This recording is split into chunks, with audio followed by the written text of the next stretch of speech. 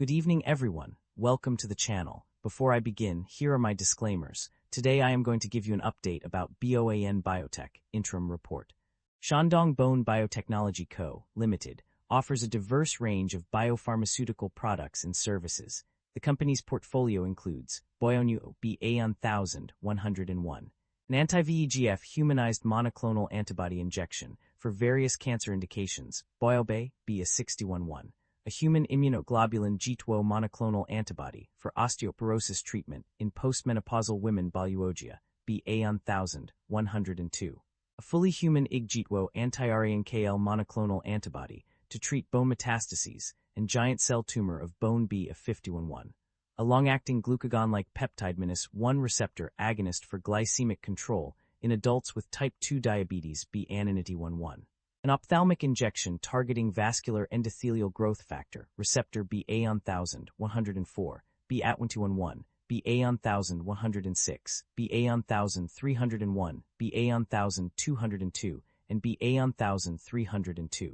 Various monoclonal antibodies and antibody-drug conjugates, ADCS, in different stages of clinical trials. The company also has a partnership with Zoncor Biologics Co., Limited, to use its stable cell line development platform for the development of antibodies and therapeutic proteins. The recent surge in BOAN Biotech's stock price can be attributed to several key factors. Firstly, the company has reported strong financial results over the past year, with a 36.45% increase in stock price. This is largely due to its positive financial performance, including a significant increase in revenue and net profit. The company's upgraded production process and reduced costs for BOAN-registered bevacizumab injection have also contributed to its profitability. Additionally, BOAN Biotech has achieved several product approvals, including the marketing approval of BOAN-registered BA1102 denosumab injection 120 mg in China.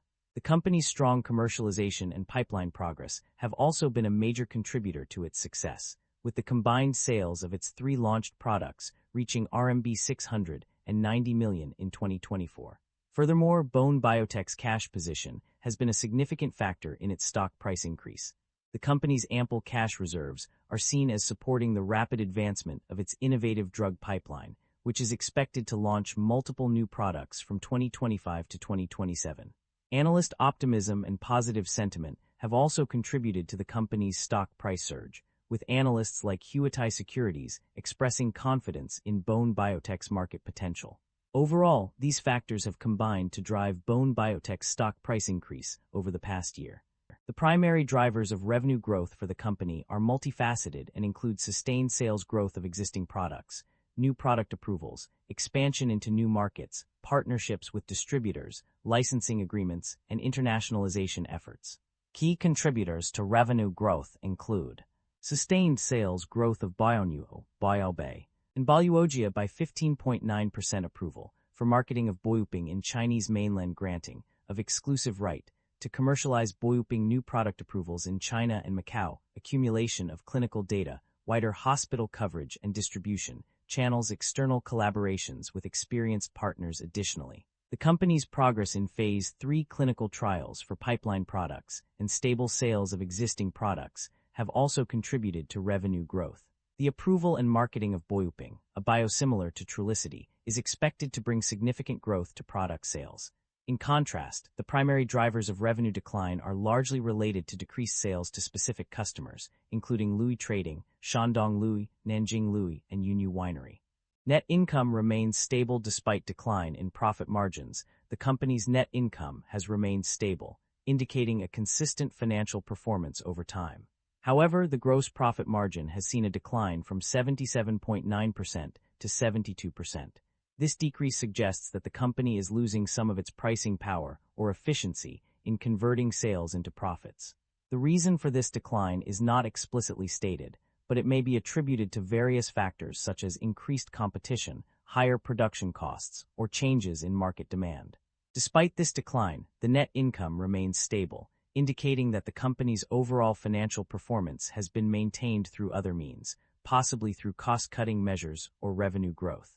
The company is generating a significant amount of positive operating cash flow, with a total of HK 144,000 $759, recorded for the year 2025.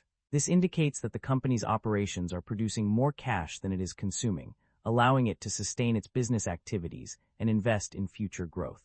The substantial positive operating cash flow suggests that the company is financially stable and well-positioned for continued success. The company's debt level and interest expenses have undergone significant changes. Initially, the debt level increased by BOAN 100 and 22.4 million to BOAN 800 and 1.3 million on page 22.